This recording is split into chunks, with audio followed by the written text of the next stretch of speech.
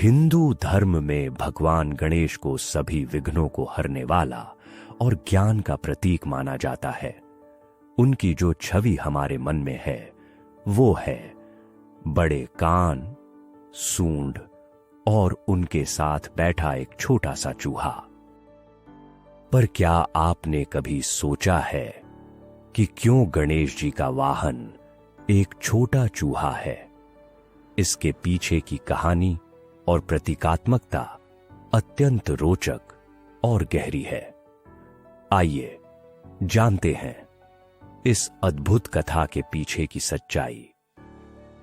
हिंदू ग्रंथों में गणेश जी का वाहन चूहा क्यों है, इसके कई अलग अलग व्याख्यान मिलते हैं, लेकिन सबसे प्रचलित कथा के अनुसार एक समय की बात है जब एक असुर था जिसका नाम था क्रोमासुर।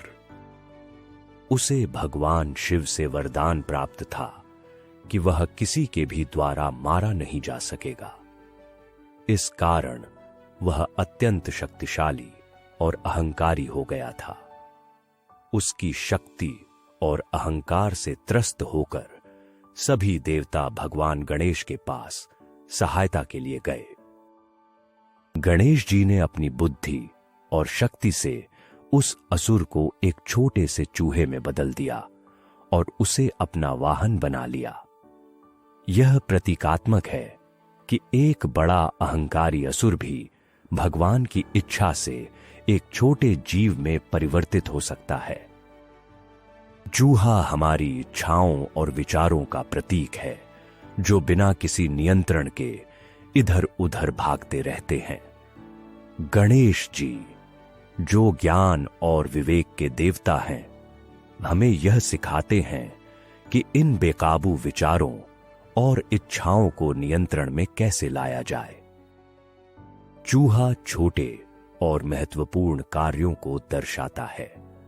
चूहा जो आकार में छोटा है लेकिन तीव्र गति और तेज दिमाग रखता है, वह उन छोटे कार्यों का प्रतीक है जिन्हें हम अक्सर नजरअंदाज कर देते हैं।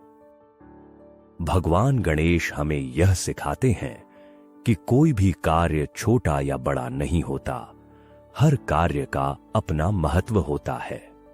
गणेश जी का वाहन चूहा केवल एक साधारण वाहन नहीं है, बल्कि यह हमें एक गहरी सीख देता है।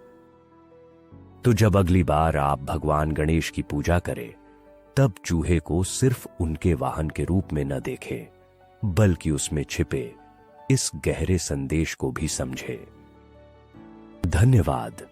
अगर आपको यह जानकारी पसंद आई हो तो कृपया लाइक और सब्सक्राइब करें और हमें कमेंट्स में बताएं कि और कौन-कौन से विषयों पर आप जानना चाहेंगे।